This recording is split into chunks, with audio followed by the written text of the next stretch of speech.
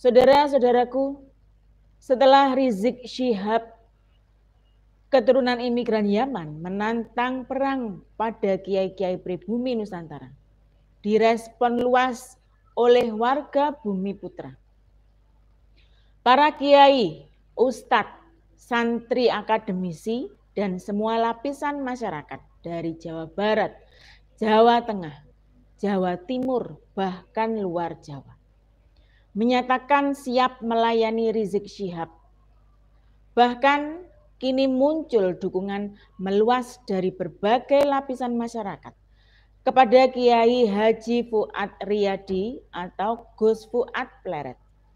Mendukung Gus Fuad Pleret untuk terus berjuang menjaga kehormatan Kiai pribumi Nusantara, menjaga nama suci Rasulullah, menjaga kesucian agama Islam, agar tak ternoda oleh kelakuan bejat oknum Habib Habaib Ba'alwi yang mengaku-ngaku keturunan Nabi Muhammad Sallallahu Alaihi Wasallam, yang sebenarnya mereka bukan keturunan Nabi Muhammad Sallallahu Alaihi Wasallam. Masyarakat menuntut agar Rizik diadili terkait kasus chat mesum, provokasi, dan penghasutan. Umat juga menolak Habib Idrus bin Salim Al-Jufri sebagai pahlawan nasional. Perang dalam tanda petik, perang ide dan gagasan, menegakkan kebenaran di era digital. Perang kiai-kiai Nusantara, akademisi, santri, gus, ustadz, semua lapisan warga Bumi Putra yang masih sehat akal sehatnya terus berlangsung. Melawan doktrin ajaran sesat, klaim sepihak yang tidak benar dari komplotan Rizik Syihab terus membara. Saudara-saudaraku, meneruskan informasi dari Gus Fuad Channel, ada warning nasional atau peringatan nasional. Kita viralkan, kita sosialisasikan, kita umumkan kepada masyarakat luas, dari Sabang sampai Merauke, dari Miangas sampai Pulau Rote, demi agar tegaknya kebenaran, demi agar jelasnya persoalan. Tak peduli apakah fakta ini, apakah kenyataan ini sengaja disembunyikan, sengaja dirahasiakan, sengaja ditutup-tutupi, dan sengaja dijaga atau dilindungi oleh kepentingan tertentu. Detik ini juga, saat ini, sekarang ini, hari ini, kebenaran harus terungkap. Fakta yang jarang disampaikan, kebenaran yang jarang diketahui, tidak memiliki status warga negara Indonesia, walaupun punya kartu tanda penduduk atau KTP. Kenapa? Karena diduga tidak didapati dengan prosedur yang benar. Karena diduga mereka tidak mengakui kemerdekaan Republik Indonesia dan tidak pernah mengurus kewarganegaraan. Hukum tidak berkompromi. Tanpa dokumen resmi sebagai WNI, mereka bukan warga negara. Mereka adalah orang asing di negeri ini. Apa konsekuensinya? Konsekuensinya jelas adalah dilarang atau diharamkan ikut campur dalam pemerintahan. Dilarang atau haram menguasai tanah Bumi Putra. Hal ini terkait hidup atau mati untuk bangsa kita. Jika kita abaikan, jika kita biarkan, jika kita diam saja, mereka akan menyusup ke kekuasaan, menyusup ke berbagai sektor strategis lembaga pemerintahan.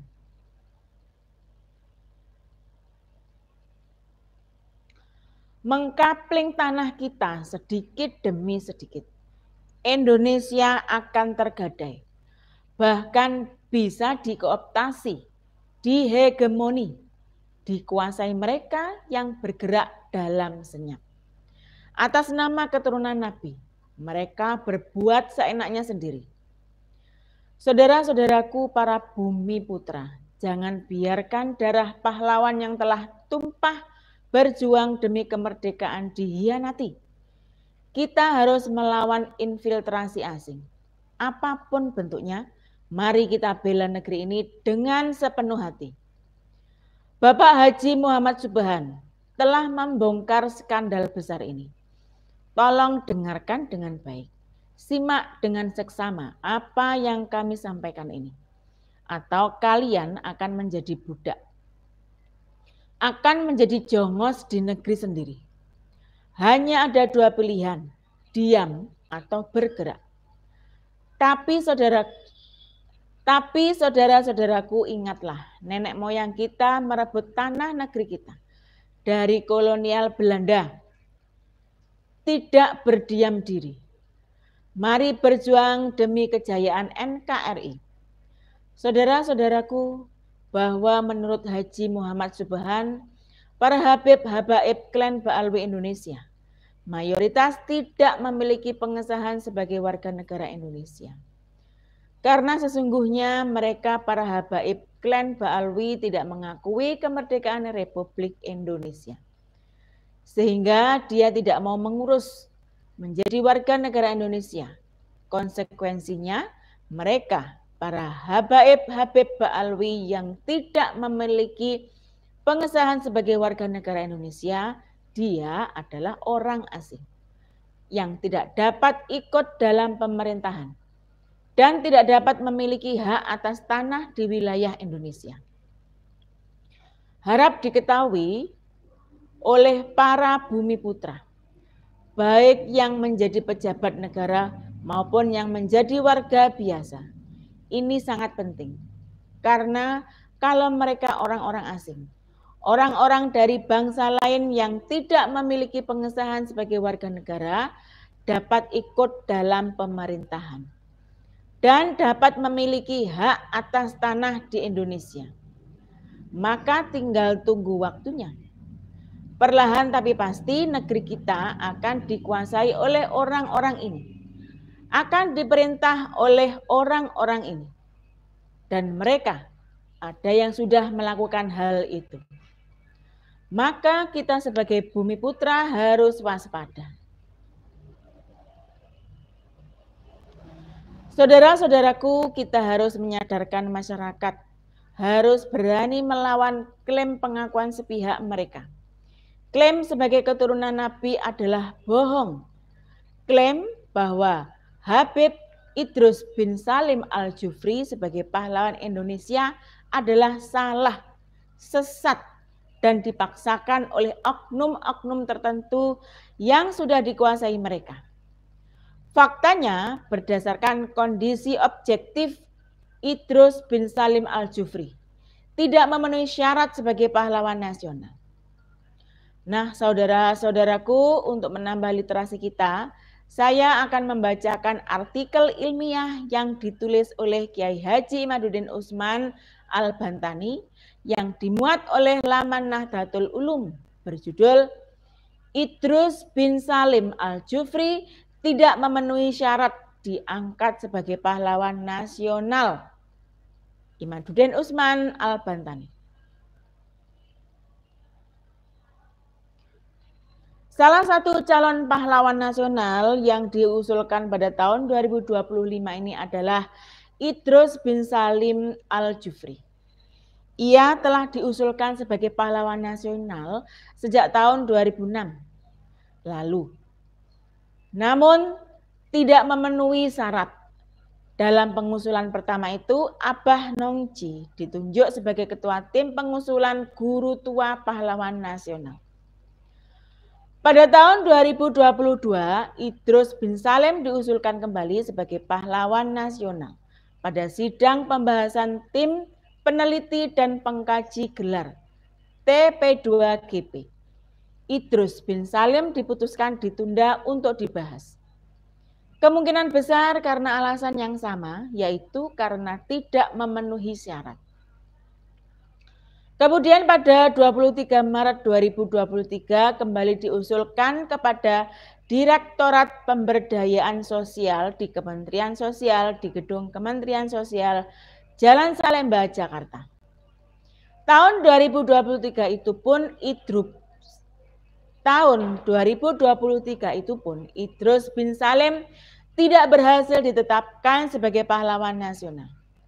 Pertanyaannya, kenapa usulan Idrus bin Salim Al-Jufri ditolak? Dalam Undang-Undang Nomor 20 Tahun 2009 tentang gelar, tanda jasa, tanda kehormatan, Pasal 1 ayat 4 disebutkan pahlawan nasional adalah gelar yang diberikan kepada warga negara Indonesia atau seseorang yang berjuang melawan penjajahan di wilayah yang sekarang menjadi wilayah Negara Kesatuan Republik Indonesia yang gugur atau meninggal dunia dalam membela bangsa dan negara, atau yang semasa hidupnya melakukan tindakan kepahlawanan atau yang menghasilkan prestasi dan karya yang luar biasa bagi pembangunan, bagi kemajuan bangsa dan negara Republik Indonesia. Dari definisi pahlawan nasional, menurut undang-undang ini kita dapat memahami bahwa seorang yang diusulkan sebagai pahlawan nasional ia harus warga negara Indonesia atau WNI. Apakah Idrus bin Salim adalah WNI? Ia lahir di Hadramaut pada 15 Maret 1892. Kemudian pindah ke wilayah yang sekarang menjadi Indonesia. Ketika Indonesia merdeka, ia tidak mengurus kewarganegaraan sebagai WNI sampai ia meninggal pada 22 Desember 1969.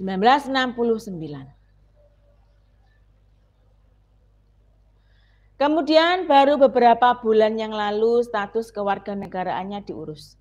Dan kemudian mendapat status itu pada tahun 2024. Pertanyaannya, apakah sah memberikan status warganegaraan kepada orang yang sudah meninggal dunia? Hal tersebut berpotensi melanggar hukum yang berlaku di Republik Indonesia.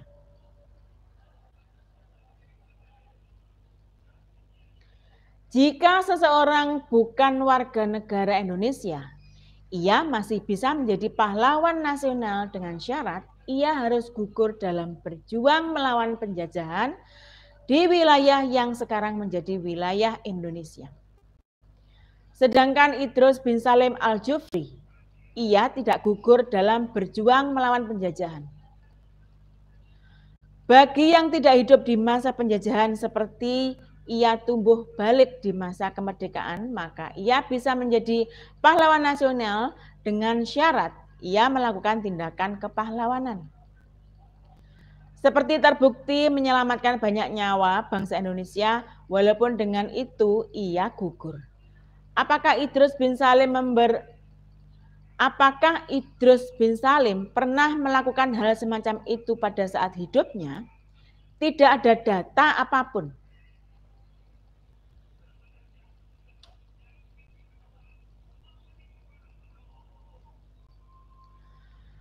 Dalam pasal 1 di atas pula disebutkan, ia menghasilkan prestasi dan karya yang luar biasa bagi pembangunan, bagi kemajuan bangsa dan negara Republik Indonesia, seperti menemukan mesin uap, listrik, dan sebagainya. Apakah Salim bin Idrus Al-Jufri mempunyai prestasi atau karya yang luar biasa? Tidak ada data apapun. Jika dikatakan ia mempunyai karya yang mendirikan Yayasan Pendidikan Al-Khairat, itu bukan prestasi yang luar biasa. Karena ribuan ulama lain pun sanggup mendirikan yayasan pendidikan seperti itu. Adapun yang pernah diungkapkan oleh Hidayat Nur Wahid bahwa Idrus bin Salim Al-Jufri sebagai pengusul bendera merah putih kepada Bung Karno berdasarkan mimpi bertemu Nabi Muhammad SAW adalah buah bibir yang tidak mempunyai sumber tertulis apapun. Ada dua narasi dari cerita Hidayat Nur Wahid itu, yang keduanya jauh dari kesahihan. Pertama, narasi bahwa Idrus bin Salim Al-Jufri mengusulkan bendera merah putih kepada Presiden Soekarno. Orang mengusulkan itu tentu harus bertemu. Pernahkah ada dokumentasi bahwa Idrus bin Salim pernah bertemu Soekarno? Jika dokumentasi pertemuan itu ada, apakah ada dokumen tertulis yang mencatat usulannya itu?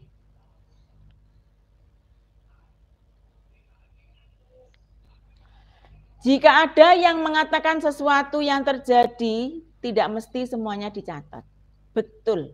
Tetapi jika ada sesuatu, sebuah klaim yang besar, semacam klaim bahwa bendera merah putih adalah atas usulan Idrus bin Salim Al-Jufri, maka klaim itu harus dapat dibuktikan dengan data tertulis. Ada lagi yang mengatakan bahwa Salim Al-Jufri pernah membuat syair untuk Soekarno yang menunjukkan bahwa ia mendukung Soekarno. Pertama, harus dapat dibuktikan bahwa syair itu benar karangan Idrus bin Salim. Yang kedua, harus diketahui lagu itu ditulis tahun berapa. Dibutuhkan dokumen untuk itu yang terbukti sah secara filologi. Jika itu ditulis setelah merdeka, itu namanya melu wis meneng. Ikut serta setelah kemenangan bukan ketika masa berjuang. Walaupun itu ditulis sebelum kemerdekaan, itu pun tidak lantas seorang lagu atau penulis lagu di atas meja menjadi pahlawan ketika dalam waktu yang sama para pejuang bertempur di dalam perang.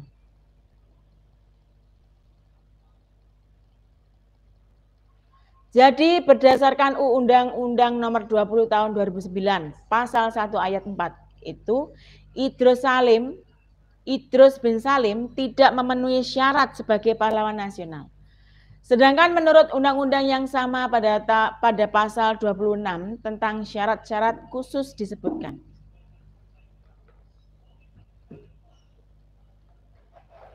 Syarat khusus sebagaimana dimaksud pada pasal 24 huruf B untuk gelar diberikan kepada seseorang yang meninggal dunia dan yang semasa hidupnya A. Pernah memimpin dan melakukan perjuangan bersenjata atau perjuangan politik, atau perjuangan dalam bidang lain untuk mencapai, merebut, mempertahankan, dan mengisi kemerdekaan serta mewujudkan persatuan dan kesatuan bangsa. B. Tidak pernah menyerah pada musuh dalam perjuangan. C. Melakukan pengabdian dan perjuangan yang berlangsung hampir sepanjang hidupnya dan melebihi tugas yang ada di dalamnya.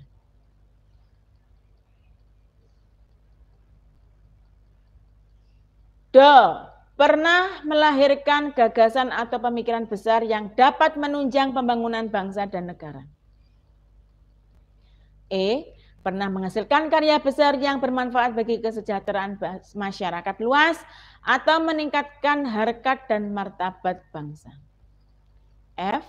Memiliki konsistensi jiwa dan semangat kebangsaan yang tinggi dan melakukan perjuangan yang mempunyai jangkauan luas dan berdampak sosial. Dari pasal 26 Undang-Undang Nomor 20 Tahun 2009 sangat jelas bahwa sosok seperti Idrus bin Salim tidak memenuhi syarat sebagai pahlawan nasional. Dalam poin A disebutkan seorang pahlawan nasional harus mempunyai dokumen tertulis tentang bahwa ia pernah memimpin perjuangan bersenjata.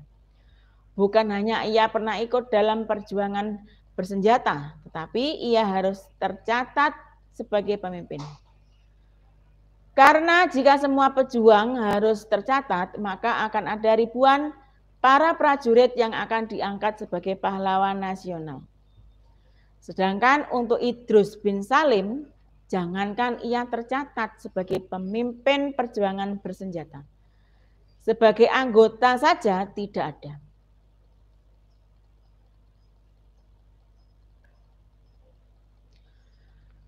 Kemudian masih dalam poin A, pasal 26 tersebut disebutkan bahwa pahlawan nasional bisa diangkat dari selain perjuangan bersenjata seperti bidang politik atau bidang lain dalam rangka mencapai, merebut, dan mempertahankan kemerdekaan.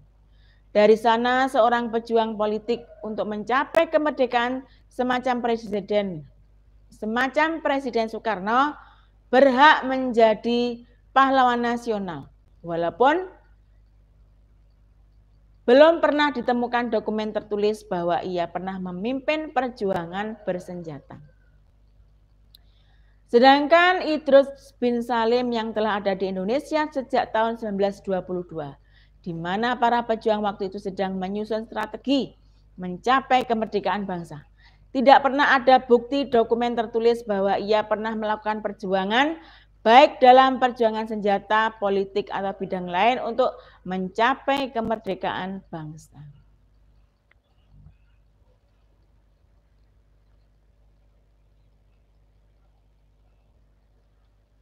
Masih dalam poin A, disebutkan tentang mengisi kemerdekaan serta mewujudkan persatuan dan kesatuan bangsa.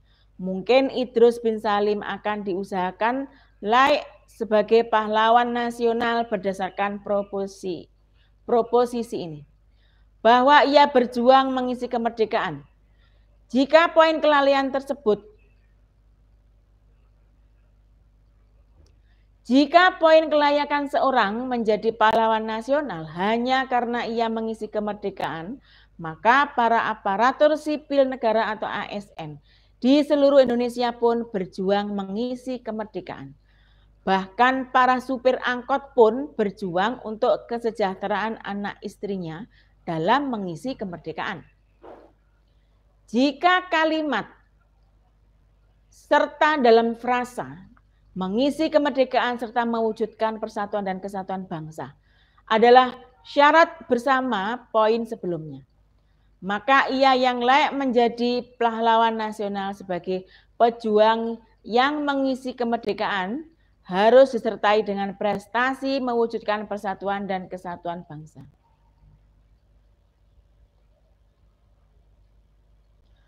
Untuk proposisi ini, tokoh semacam Yusuf Kala yang pernah berperan dalam memediasi perundingan antara pemerintah dan GAM, jika ia telah meninggal dunia, layak mendapat gelar pahlawan nasional. Atau Gus Dur yang telah melakukan berbagai macam kebijakan tentang Irian Jaya yang tengah memberontak, diantaranya merubah nama Irian Jaya menjadi Papua, yang kemudian meredakan pemberontakan layak diangkat sebagai pahlawan nasional. Sedangkan Idrus bin Salim Al-Jufri tidak ada dokumen apapun yang menyebut ia selama hidupnya pernah melakukan tindakan-tindakan semacam itu.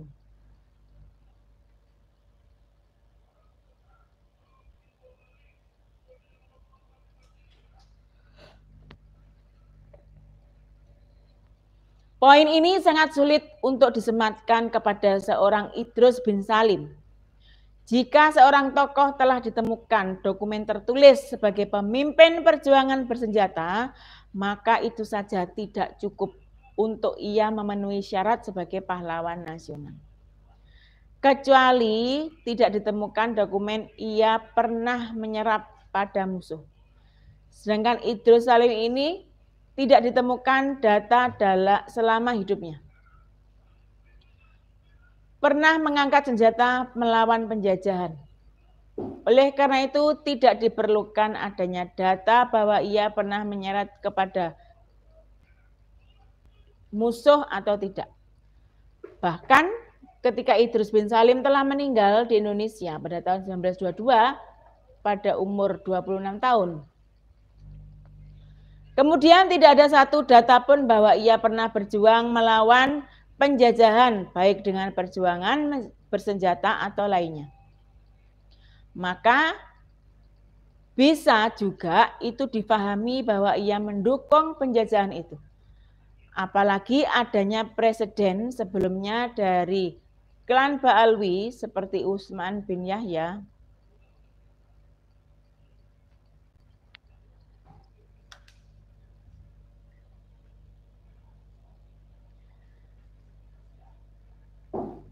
Klan Ba'alwi adalah sebuah rumpun keluarga dari imigran Hadramaut yang terdiri dari marga-marga seperti bin Yahya, Al-Jufri, bin Syihab, Alatas, Asegaf, dan lain-lain.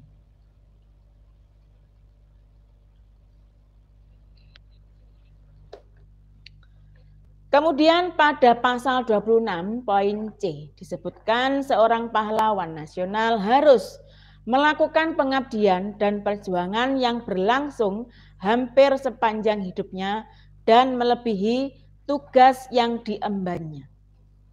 Narasi ini sungguh tidak tepat untuk Idrus bin Salim Al-Jufri karena ada waktu antara tahun 1922 sampai tahun 1949 yang seharusnya ketika itu ia berjuang bersama pejuang lainnya dalam mencapai dan mempertahankan kemerdekaan. Tetapi ia tidak melakukannya. Tidak ada satupun dokumen tertulis yang mencatat perannya dalam perjuangan itu.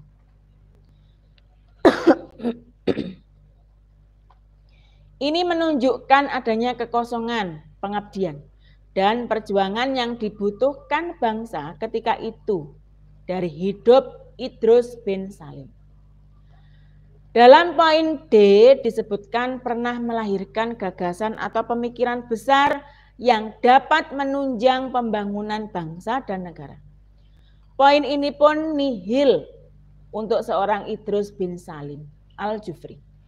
Tidak ada gagasan atau pemikiran besar yang orisinal yang ia lahirkan yang dapat menunjang pembangunan bangsa dan negara. Apakah seorang Idrus bin Salim mempunyai buku yang berisi gagasan-gagasannya tentang pembangunan? Tidak ada. Buku yang berisi gagasan-gagasan besar tentang memberantas korupsi misalnya. Tidak ada. Lalu berdasarkan apa ia diangkat sebagai pahlawan nasional? Kemudian dalam poin E disebutkan pernah menghasilkan karya yang bermanfaat bagi kesejahteraan masyarakat luas atau meningkatkan harkat dan martabat bangsa. Apa karya besar Idrus bin Salim yang bermanfaat bagi kesejahteraan masyarakat? Mendirikan Yayasan Al-Khairat. Ribuan ulama sanggup mendirikan yayasan semacam itu. Jadi itu bukan hal yang luar biasa. Kesejahteraan bukan hanya bicara tentang keamanan dan kesentosaan, tetapi ia bicara tentang kemakmuran. Bicara tentang perekonomian yang dapat meningkatkan harkat martabat bangsa. Idrus bin Salim tidak mempunyai karya besar dalam bidang tersebut. Dalam poin F dan G disebutkan bahwa pahlawan nasional harus memiliki konsistensi jiwa dan semangat kebangsaan yang tinggi dan atau melakukan perjuangan yang mempunyai jangkauan luas dan berdampak nasional. Frasa, konsistensi jiwa dan semangat kebangsaan sulit disematkan untuk Idrus bin Salim karena tidak ada data tertulis dari tahun 1922 sampai 1949. Tentang semangat kebangsaannya dalam mencapai kemerdekaan dan mempertahankannya. Perannya dalam membesarkan yayasan sehingga bisa berada dalam beberapa wilayah provinsi tidak bisa dianggap sebagai perjuangan yang mempunyai jangkauan luas dan berdampak nasional. Karena ide dasar dari mendirikan yayasan itu bersifat lokal.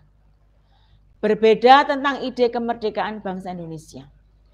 Walaupun ide itu dilaksanakan dan digerakkan dari suatu daerah terpencil, tetapi ide dasarnya mempunyai jangkauan luas dan berdampak nasional.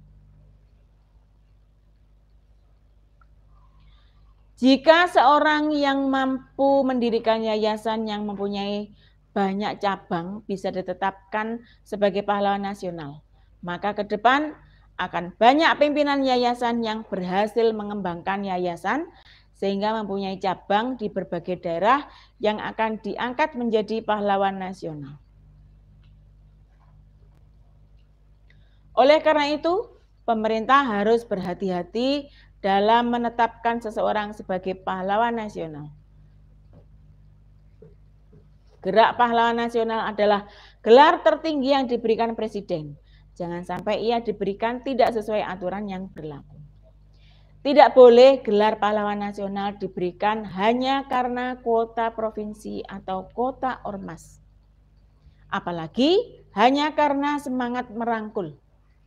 Ia harus diberikan berdasarkan perannya yang luar biasa di masa lalu yang bisa menjadikan inspirasi orang yang hidup di hari ini. Pahlawan nasional tidak boleh diangkat karena intrik politik. Ia harus diangkat berdasarkan bukti otentik dan sumber yang dapat dipercaya. Jika pemerintah terbukti mengangkat pahlawan nasional tidak sesuai dengan undang-undang yang berlaku, maka pemegang kebijakan itu bisa dibawa ke ranah hukum.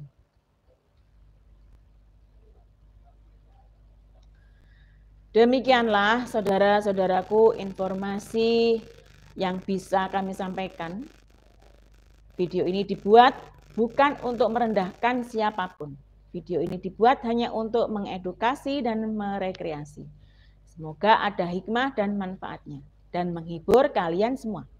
Mohon maaf, mohon ampun jika ada yang tidak berkenan. Jika ada salah dan hilaf, salam persatuan. Salam Pancasila Jaya, salam NKRI harga mati. Salam Bhinneka Tunggal Ika. Merdeka!